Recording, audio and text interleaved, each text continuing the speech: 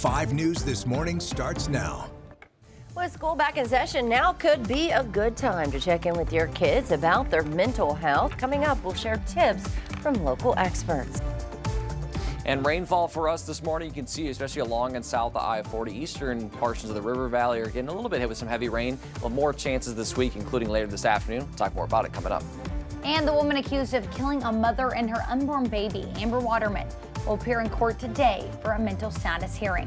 On the latest on the case. A live look outside in Poto. A gorgeous shot this morning here on this Tuesday, September the 2nd, 6:30. Thanks so much for waking up with us. I think we're off to a good start today, but it looks like if we're heading out right now, some of us may grab an umbrella. Yeah, I was say, if you live in the river valley, wouldn't be a bad idea. Really, no matter where you are in the area, especially later this afternoon, we'll have that rain chance redevelop. We'll show you what that could look like later this afternoon as I slowly walk towards the camera. I like this, Glory. We're on the same page here. That's Glory, director in the back. Glory and Cody doing a good job coding me and making us look good on air. Here's a live look in Poto, 68 degrees, that dew point is 64. So again, currently in Poto, it looks pretty quiet, but just off to the south, we are seeing a little bit of rainfall there. We're also seeing a little bit of fog in northwest Arkansas, where we saw rain yesterday, especially in Benton County. Not too shabby. You can see only 6-mile visibility and 4-mile visibility in Salem Springs and Fayetteville. So again, not necessarily too shabby out there, but something to keep an eye on if you're in that neck of the woods. Otherwise, the bigger story this morning is that potential for some heavy rain, especially in the eastern half of the river valley. You can see close to Clarksville, now really in the Paris area as well, and then a little bit south of Poto. So the camera, again, that wasn't showing much, but towards Poto, down towards Heavener, could see a little bit of rain. So if you're headed out the door this morning, especially if you live in the river valley, have that raincoat and umbrella handy. You could see some showers, not in the recreational vehicle, but in the river valley. Otherwise, partly cloudy skies. Recess, we should dry out. Things will be pretty quiet in the 70s. Then as you're heading home, a little bit of a better chance of some rainfall into the 80s for temperatures. And again, we'll have more rain chances later this week, especially. So we'll talk more about it here. And again, maybe you have that umbrella handy for the entire area, and we'll talk more about that coming up in your full forecast. But now, take a live look at traffic on this Wednesday morning. Take a live look in the I-49 Highway 612 interchange. There is an accident just off of Highway 612 here. We'll show you what that looks like on the map. So if we zoom in here, again, this is going to be on Highway 612 just before the interchange, kind of near or off of Spring Creek Road. So again, there's an accident on the right shoulder eastbound. So if you're in Benton County there on Highway 612, right before you get onto I-49, there is that accident. Just be mindful if you're headed in that area. You'll have that full forecast coming up in about 15 minutes. Joe and Tiffany. All right, thanks for that. Well, an arrest has been made after threats against the Hackett School District prompted a pretty swift investigation by the Sebastian County Sheriff's Office. 5 News reporter Jacob Luthi is live at Hackett High School this morning with the latest on the arrest and how law enforcement is responding. Good morning, Jacob. Yeah, good morning, Tiffany. Good morning, Joe. The Sebastian County Sheriff's Office taking this threat to Hackett schools very seriously. They say that today that there is expected to be an increase in law enforcement presence right here at the Hackett School District. Again, the school district is about 850 people. The high school, the elementary school, and the school administration building really on the same lot. And they said that yesterday the Sebastian County Sheriff's Office received tips around 10:30 about a threat to Hackett schools.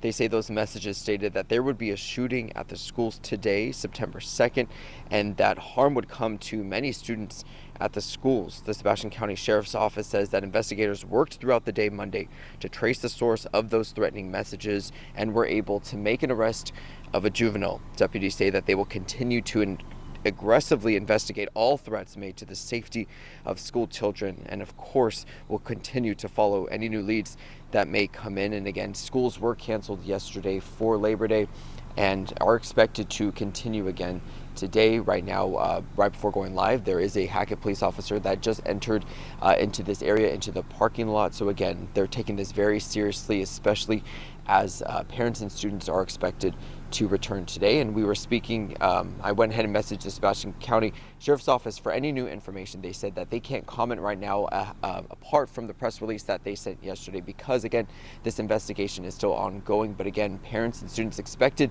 to be arriving. Classes start at 8 a.m. this morning, and hoping to either speak with some parents or, again, the district as part of yesterday's and today's events. But I'll go ahead and send it back to you.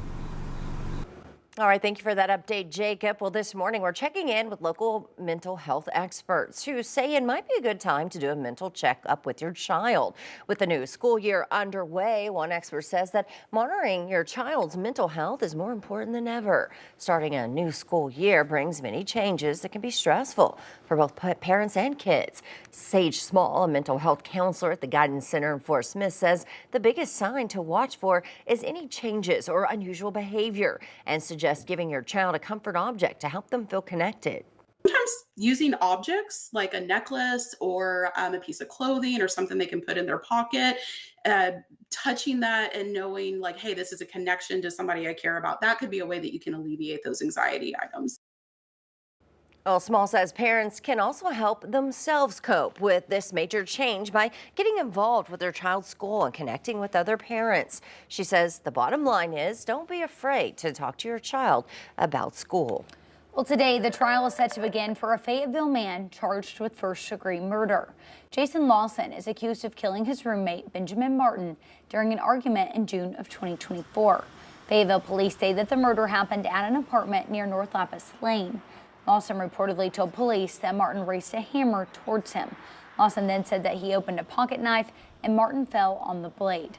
Lawson has pleaded not guilty and his trial is scheduled to begin at 8:30 this morning. Well, today Amber Waterman is due in court for a mental status hearing. This comes as Arkansas prosecutors continue pursuing the death penalty in her state capital murder case. Waterman was convicted of killing Ashley Bush and her unborn baby. She's already serving a federal life sentence for kidnapping and murder, and now she faces separate state charges where prosecutors are seeking the death penalty. The Arkansas Supreme Court recently denied her appeal, ruling that double jeopardy does not apply to the state's case. She's scheduled to appear by video at 11 today in Benton County Court.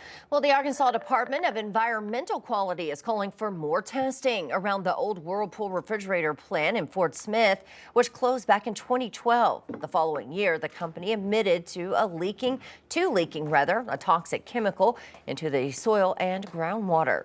Then in 2015, the engineering firm Ramble was hired to monitor and clean the site. For years, Ramble submitted semi-annual reports. Last year, the company said there was no risk to the public, but state environmental officials say that underground chemical plumes are still expanding and additional monitoring wells are needed. State officials say there is no current health risk to residents, though Ramble has 30 days to respond to the state's August 15th request for more testing. Well, Congress returns to Washington today with less than a month to avert a federal government shutdown. This morning, we're taking a look at the U.S. Capitol, where President Trump predicted a bill to keep the government funded might squeak through in a partisan vote. Congressional committees are juggling several high-profile issues this week, including the House bipartisan investigation into convicted sex offender Jeffrey Epstein's files and ongoing fallout from the firing of the CDC director. In a New York Times op-ed, 9 former and current CDC directors raised concerns about Health and Human Services Secretary Robert F. Kennedy Jr.'s oversight of the department. But the White House has defended him. Secretary Kennedy has been a crown jewel of this administration. Well, RFK Jr. is expected to face tough questions at a scheduled Senate hearing on Thursday, while the Associated Press is reporting President Trump could be considering a 200% or higher tariff on pharmaceutical imports. Well, President Donald Trump has long criticized Chicago for violence, and he's expected to take action soon. And John Loring reports on how city officials are responding.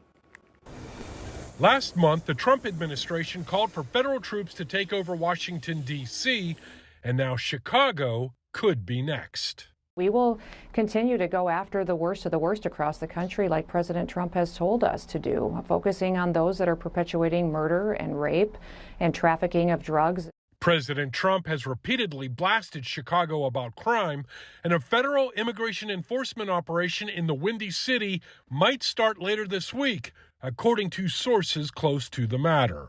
Have not called the city of Chicago or anyone else. So it's clear that in secret they're planning this.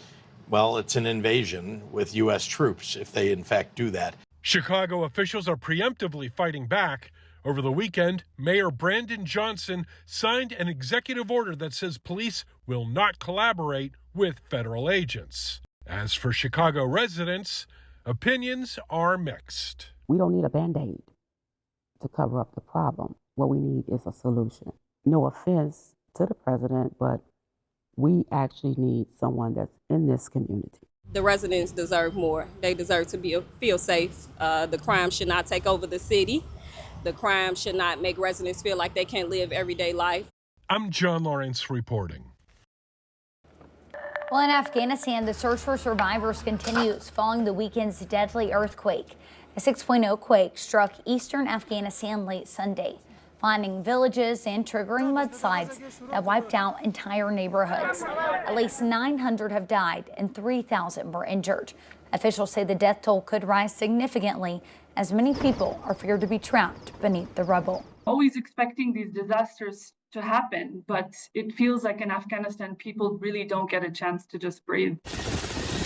A Taliban health ministry appealed to the international community. The UN has pledged an initial $5 million in emergency aid.